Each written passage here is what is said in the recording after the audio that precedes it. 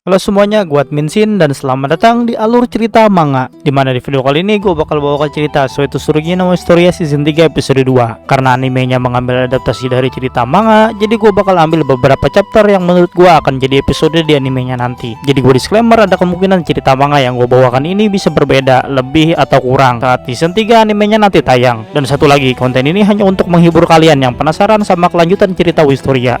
Cerita berlanjut, keesokan paginya, banyak orang berkumpul di lokasi ditemukannya jasad Julius yang tergeletak bersimbah darah. Sarisa, ajudan fraksi S, hanya bisa terdiam saat melihat salah satu anggota baru fraksinya telah tewas. Tak lama kemudian, Will dan teman-temannya tiba. Mereka sangat terkejut mengetahui Julius yang sudah meninggal. Will yang masih belum percaya langsung mendekati jasad Julius. Saat memeriksa tubuhnya, ia seperti menyadari sesuatu. Namun sebelum sempat mengatakannya, para penyihir fraksi S langsung mengusirnya dari tempat kejadian. Di sisi lain, Wignall dan yang lain mulai menduga kalau insiden ini pasti ada hubungannya dengan kelompok Gothia. Setelah itu, Will dan teman-temannya berkumpul di bawah patung Magia Vende Tanah Viola. Colette menjadi orang yang paling terpukul. Ia merasa semua ini adalah salahnya karena dialah yang mengajak mereka semua berkumpul di kedai dwarf yang menyebabkan Julius terbunuh saat di perjalanan. Emma yang berada di sampingnya langsung menenangkan Colette dan mengatakan kalau kejadian ini sama sekali bukan salahnya. Mereka semua bertanya-tanya kenapa Julius yang menjadi target. Apakah Julius mengetahui sesuatu tentang pengkhianatan di menara atau ada alasan lain yang belum mereka ketahui. Melihat suasana yang semakin kacau, Will meminta semua orang tetap tenang dan kembali ke fraksi masing-masing. Namun tanpa sepengetahuan teman-temannya, Will diam-diam kembali ke lokasi pembunuhan bersama Lihana dan hewan peliharaannya Kiki. Dengan bantuan penciuman Kiki, mereka menemukan serpihan es di sekitar lokasi. Lihana heran bagaimana para penyelidik fraksi S bisa melewatkan bukti sepenting itu. Will kemudian menjelaskan dugaannya. Dari informasi yang ia dengar, para penyihir juga menemukan jejak sihir kegelapan di tempat kejadian. Artinya besar kemungkinan pelakunya adalah seorang yang menguasai sihir kegelapan dan menyerang Julius saat mereka sedang berbicara. Dengan kata lain, pelaku kemungkinan adalah orang yang cukup dekat dengan Julius sehingga ia tidak menaruh curiga. Lihana pun langsung bertanya siapakah pelakunya. Namun sebelum menarik kesimpulan, Will ingin memastikan sesuatu terlebih dahulu dengan menemui dua bawahan Julius, yaitu Lunais dan Jora.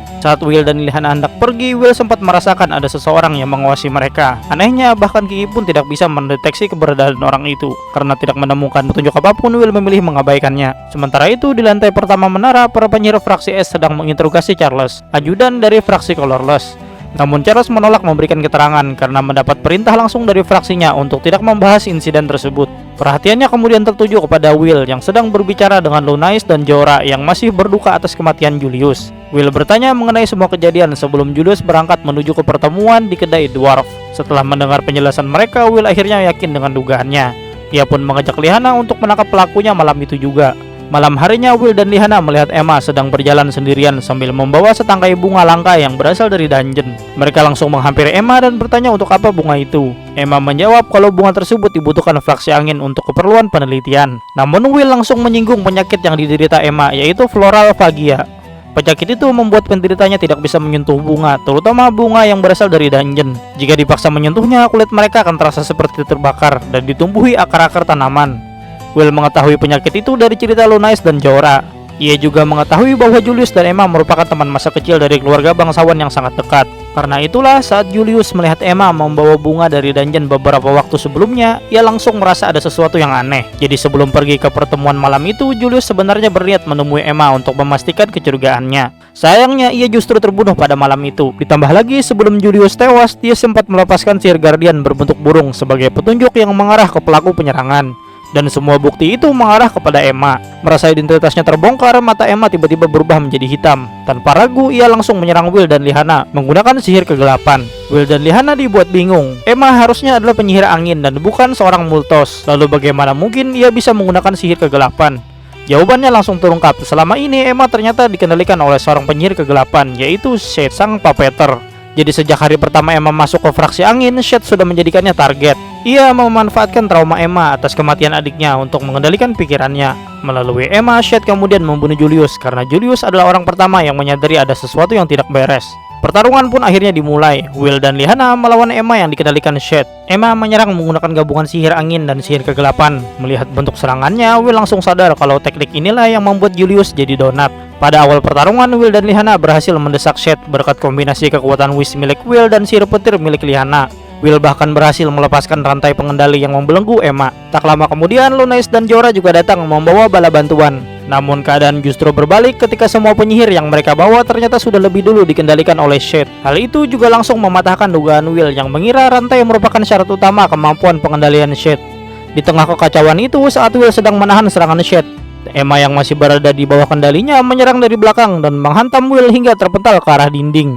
Situasi menjadi semakin buruk ketika Lihana dan Kiki ikut terjebak oleh rantai sihir Shade. Di sisi lain ada pria berjubah yang sejak dari tadi mengawasi pertarungan, sempat mengarahkan tongkat sihirnya ke arah mereka. Namun sebelum sempat bertindak, Finn muncul dan langsung menghentikannya. Kembali ke pertempuran, Shade mencoba mengendalikan Will dengan memasuki ingatannya untuk mencari trauma terdalam yang bisa dimanfaatkan. Saat menyelami ingatan Will, Shade justru menyadari ada banyak bagian yang hilang, seolah-olah sengaja dihapus. Semakin dalam ia masuk, tiba-tiba seseorang menyerangnya. Sosok itu adalah Ratu Mercedes, penyihir legendaris yang mengusir para penjajah surgawi dan membangun menara penghalang langit. Ratu Mercedes tanpa ampun menghujani Shade dengan berbagai macam senjata yang muncul dari sihir kegelapannya. Kemudian diakhiri dengan sebuah laser kegelapan yang langsung mengusir Shade keluar dari ingatan Will. Saat kembali ke dunia nyata, Shade langsung terkejut melihat Will yang kini berdiri di depannya dengan mata kanan berlambang bintang hitam sambil mencekek lehernya. Setelah berhasil melepaskan diri, Shade dibuat terdiam saat melihat Will yang memunculkan pedang hitam dari sihir kegelapan yang ia serap dari rantai milik Shade. Hanya dengan satu tebasan lurus, seluruh area di depan Will langsung hancur. Serangan itu nyaris mengenai Shade sebelum akhirnya Will kehabisan tenaga dan pingsan. Shade yang masih bingung membuat sihir rantai yang mengikat Lihana menjadi melemah. Memanfaatkan kesempatan itu, Lihana langsung melancarkan serangan yang membuat Shade akhirnya memilih kabur, sambil bersumpah akan membalas Will dan Lihana di lain waktu. Sementara itu, Finn yang sejak awal mengawasi semua kejadian hanya tersenyum, seolah-olah semua yang baru saja terjadi merupakan bagian dari tujuan yang memang sudah dia nantikan sejak lama, yaitu membangkitkan kekuatan Wish kegelapan. Beberapa waktu kemudian, cerita berpindah ke ruang perawatan para elf. Di sana, Will dan Lihana diperlihatkan sedang menjenguk Emma yang masih menjalani perawatan akibat sihir pengendali milik Shade yang menyerang mentalnya. Ditambah efek penyakit pleurofagia yang menyebabkan tubuh Emma kini mulai ditumbuhi akar tanaman. Tidak lama kemudian, ketua fraksi angin Arvin Aulus dan ajudannya Monica Orphan datang menjenguk Emma. Mereka meminta penjelasan mengenai penyerangan tersebut, namun Sarah langsung memberikan peringatan kepada Will dan Lihana melalui telepati agar dia saja yang memberikan penjelasan dan meminta mereka agar diam dan fokus mengawasi setiap orang. Lihana menyadari bahwa jika kabar pengkhianat yang menyamar tersebar ke seluruh menara, orang-orang pasti akan saling tuduh dan bertikai. Lalu tiba-tiba ajudan fraksi petir Guilford muncul dengan muka seram dan langsung membawa Will dan Lihana kembali ke fraksi petir sambil memarahi mereka berdua. Di sisi lain terlihat Elvaria yang tiba-tiba mendatangi Megapende Cahaya Aaron dan bertanya apakah tujuan Aaron untuk menghancurkan menara. Dan selesai. Nah, gimana menurut kalian? Video ini hanya garis besar alur cerita di manganya. Jadi buat kalian yang pengen lihat detail pertarungan, komedi atau yang lain, gue saranin kalian beli manganya dan baca langsung. Jadi tulis saja pendapat kalian soal video yang gue buat ini. Segitu aja untuk video gue kali ini. Terima kasih udah nonton sampai habis dan kita ketemu lagi di video selanjutnya. See you and lol nani.